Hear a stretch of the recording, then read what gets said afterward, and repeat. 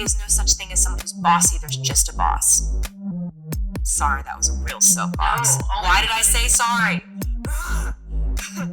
Dans son film Miss Americana, sorti en 2020, Taylor Swift fait plusieurs fois référence à un conditionnement, une sorte de pression extérieure qu'elle aurait ressentie en grandissant et qui la pousserait très régulièrement à s'excuser. Comme si, en tant que femme, on lui avait appris à s'excuser plus qu'un homme. Dit comme ça, on voit pas vraiment le problème. Les excuses, ça peut être quelque chose de très bien aussi. Ça consolide les relations. C'est une façon de reconnaître que les personnes peuvent se faire du mal entre elles et que quand elles font du mal à l'autre, elles sont chacune responsables de leurs actions. Pas mal, non ? Mais le problème, c'est quand on s'excuse pour des petites choses, des trucs même un peu insignifiants parfois. C'est quand ça en devient si courant que ça nous empêche de nous affirmer. Yeah, we legitimately are. We're like, sorry, was I loud? In my own house that I bought, with the songs that I wrote, about my own life. Alors c'est quoi ce conditionnement dont Taylor Swift parle ? C'est quoi cette habitude qu'ont les femmes de s'excuser ? Est-ce que ça serait pas encore le fruit de constructions sociales et culturelles ? Est-ce que ça serait pas encore une façon de garder les femmes à leur place ? Les femmes passent énormément de temps à demander pardon, à s'excuser. S'excuser sans cesse peut finalement être très négatif pour la perception qu'on aura de vous. La culpabilité, on a été élevé dedans. Cette petite voix interne qui vient nous rabâcher, qui vient nous accuser. On fera jamais assez ou jamais assez bien. C'est la question de la légitimité à être.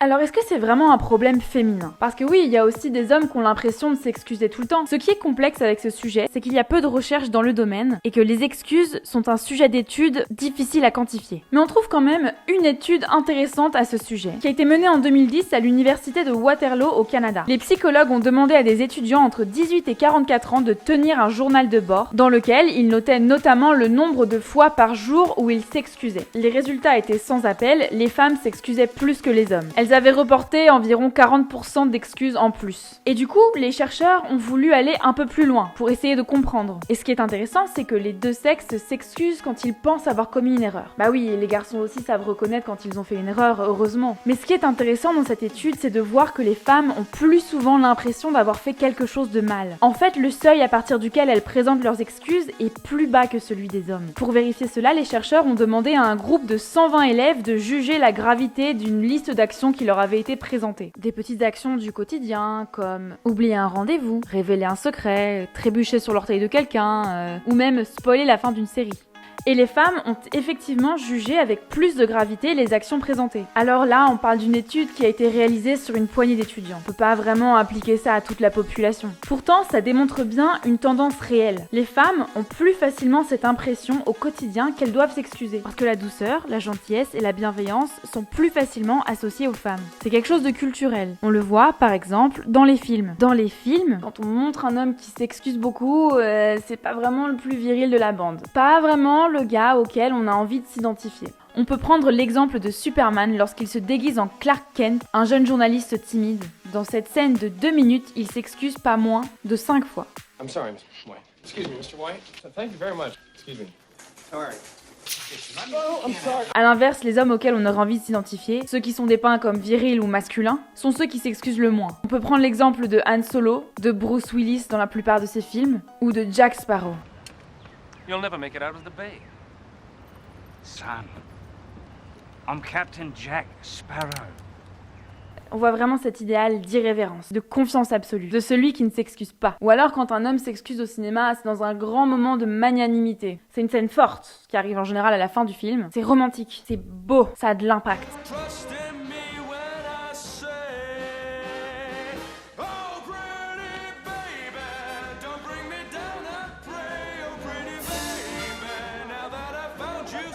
On voit par exemple dans Shrek où il faut que le film entier se termine pour que l'ogre se décide enfin à respecter son ami et à lui présenter ses excuses. Ou dans New Girls où il faut un épisode entier à Schmidt pour s'excuser, devant les journalistes, en grande pompe. On Saturday last, Councilwoman Moscato was caught not wearing underpants because I asked her not to wear them. Because it turns me on. Sorry, Fawn. I'm sorry, Los Angeles. And I'm sorry to the man upstairs with my Lord and Savior Jesus Christ. Alors toutes ces représentations créent aussi des problèmes d'image pour les hommes. Mais ce n'est pas le sujet de cette vidéo. Ce qui nous intéresse, c'est de voir qu'au cinéma, quand on dépeint des femmes, elles s'excusent un peu tout le temps. C'est quelque chose d'assez courant, et c'est pas vraiment une scène impactante du film en fait. Et les exemples abondent aussi dans la vraie vie. Alors on va prendre l'exemple de Donald Trump, le grand défenseur de la masculinité forte, old school, traditionnelle. Dans une de ses phrases les plus célèbres, il dit qu'il ne s'excuse jamais parce qu'il ne se trompe jamais. Un autre exemple de cet extrême est celui de Martin Winterkorn, l'ancien CEO de Volkswagen. Même si la fraude au niveau de ses émissions de voitures diesel a largement été prouvée, il lui a quand même fallu 1 an pour s'excuser. À l'inverse, on a la première ministre néo-zélandaise, Jacinda Ardern. Elle s'était excusée publiquement après le meurtre d'une touriste sur son territoire. I want to apologize to Grace's family. Your daughter should have been safe here. And she wasn't, and I'm sorry for that. Elle s'excuse quand même pour un fait divers dans lequel elle n'a joué aucun rôle. On voit quand même que là, il y a 2 extrêmes. Alors pourquoi les femmes s'excusent ? Qu'est-ce que ça dit de leur façon de penser ?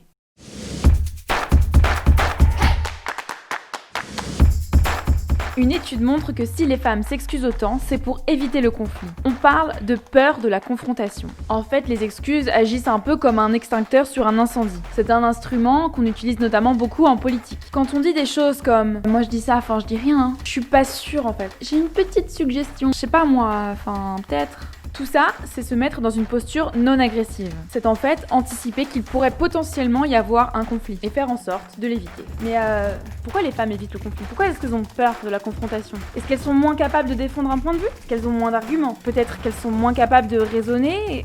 La vraie raison, c'est que la colère est très mal vue chez les femmes. Et que pour les femmes qui s'énervent, la sanction sociale est très forte. Et ça, c'est pas quelque chose de nouveau. Déjà, au XVIIIe siècle, on stigmatisait les intellectuels. Ces femmes qui lisaient, réfléchissaient, osaient exprimer une opinion ou argumenter étaient terriblement mal vues. Au début du XXe siècle, on se moquait des suffragettes, ces femmes qui osaient militer pour obtenir le droit de vote. Et puis, en 1960, vint la deuxième vague de féminisme. On qualifiait ces femmes de moches, frustrées, et on disait d'elles qu'elles étaient trop laides pour se trouver un mari, ce qui expliquait leurs revendications. Comme si le fait de revendiquer des droits ou de s'énerver devait forcément venir d'une sorte de frustration cachée. En 1970, déjà, Delphine Seyrig constatait qu'il était compliqué pour les femmes d'exprimer de la colère devant les hommes. Je sais exactement ce que c'est que l'image que les hommes veulent avoir des femmes. Moi, à partir du moment où je m'en rends compte et où je le dis, je deviens quelqu'un de très antipathique pour les hommes. De là vient sûrement cette agressivité qu'a souvent le mouvement de libération des femmes et qui n'est pas sympathique. Et ça vient peut-être de là. Je ne sais pas si le calme des hommes est tellement sympathique. Mais tout ça, ça continue encore aujourd'hui, et exactement avec les mêmes mécanismes. Lors des élections primaires américaines, les républicains ont dit d'Hillary Clinton qu'elle était beaucoup trop colérique pour être présidente. On peut aussi parler du débat entre Nicolas Sarkozy et Ségolène Royal. Et je suis très en colère. Et les parents et les familles qui vous en... Et les parents... Non, je ne me calme. Je ne sais pas pourquoi Madame Royal, d'habitude calme, a perdu ses nerfs. Il y a des colères qui sont parfaitement saines, parce qu'elles correspondent à Madame la souffrance Royal, des gens. Est-ce que vous me permettez il y a des colères que j'aurai, mot même quand je serai présidente de la République. Eh ben, ça parce, sera que gai. parce que je ça sais... Sera gai. Parce que je... Suite à ce débat, les journaux ont dépeint Ségolène Royal comme une femme qui ne savait pas maîtriser ses affects et se moquait de sa voix qui montait dans les aigus. Si ça, c'est pas non plus une façon de décrédibiliser quelqu'un... Un des exemples les plus frappants est celui de Greta Thunberg. Cette jeune fille a été victime d'un véritable lynchage médiatique. The world is waking up. And change is coming, whether you like it or not. Sur LCI, Pascal Praud parlait d'une jeune femme fanatisée. Il disait « À quoi ça sert d'aller chouiner devant les caméras du monde entier ?» Chouiner. Un éditorialiste a parlé d'une jeune fille colérique et impérieuse. Le jour où ce cinéma est fait par Greta... C'est grave quand même, non ? Une jeune fille qui veut empêcher qu'on détruise les écosystèmes de la planète et on lui reproche de s'énerver, d'être hystérique. Je pense que ça se comprend un peu de colère quand même, non ?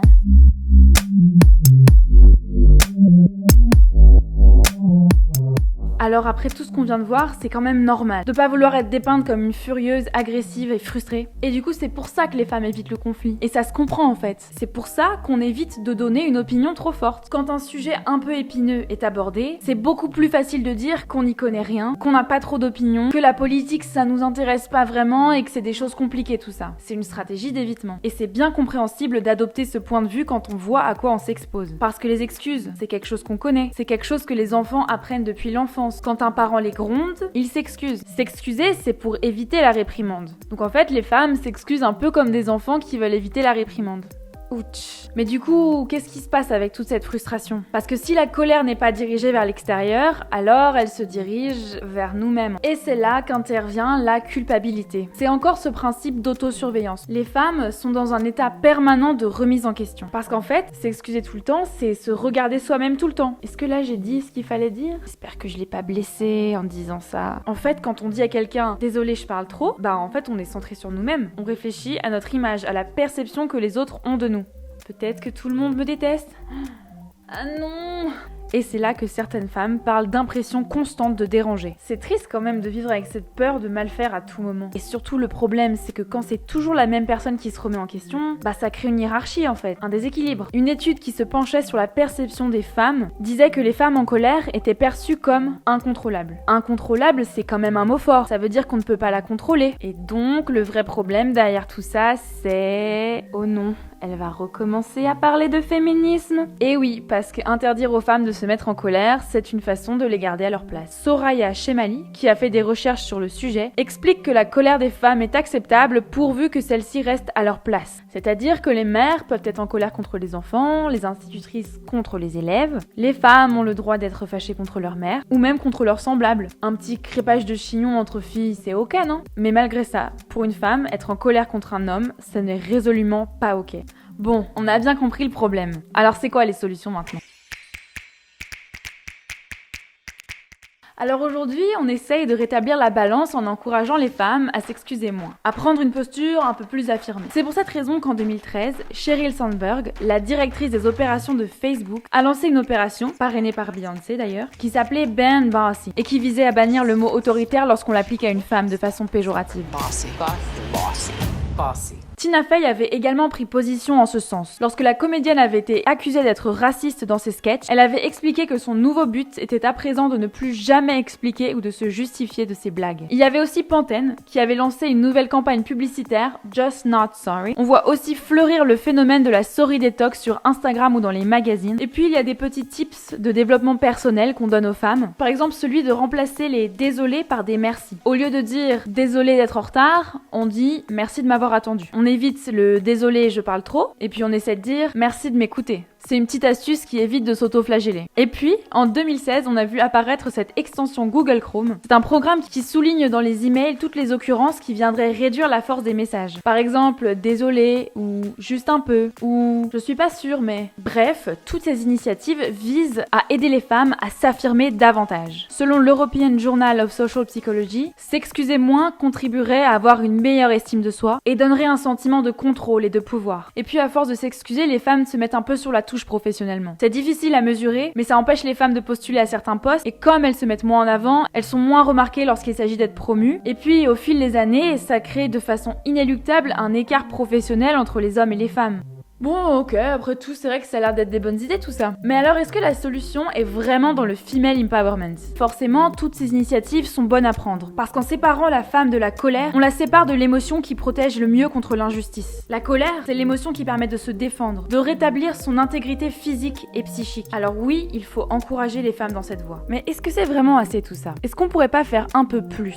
Parce qu'en réalité, ce qu'on est en train de dire aux femmes, c'est que quelque chose ne va pas dans leur attitude. On est en train de leur demander d'être plus masculines, de se changer encore une fois. S'excuser, c'est aussi parfois reconnaître qu'on a tort, tout simplement. C'est montrer de l'empathie. C'est faire en sorte que tout le monde se sente bien dans une pièce. En fait, c'est prendre soin des autres et ça donne des rapports plus bienveillants. Moi, je vois pas pourquoi on demanderait à 50% de l'humanité de se changer, pour devenir plus agressif et plus individualiste, moins empathique, moins à l'écoute. Est-ce que c'est vraiment ça qu'on veut? Si on réfléchit au monde dans lequel on voudrait vivre, est-ce que ça serait pas un monde où on agit plus comme Jacinda Ardern et moins comme Donald Trump? Est-ce que ça serait pas une société où on peut exprimer une opinion sans avoir peur du conflit? Un monde où les femmes n'ont pas besoin de penser en permanence à la façon dont leur avis va être reçu. En même temps qu'on encourage les femmes à s'excuser moins, est-ce qu'on ne demanderait pas aux hommes d'être un peu plus attentifs, plus empathiques, plus à l'écoute, de se remettre davantage en question? Pourquoi est-ce qu'on n'aurait pas une extension Google Chrome qui soulignerait les expressions trop affirmées, trop décisives, trop fermées? Pourquoi est-ce qu'on n'encouragerait pas la gentillesse? Et si on arrêtait de voir les excuses comme un signe de faiblesse? Merci à tous d'avoir regardé cette vidéo. Si elle vous a plu, n'hésitez pas à liker, à vous abonner à la chaîne et à la partager avec vos amis.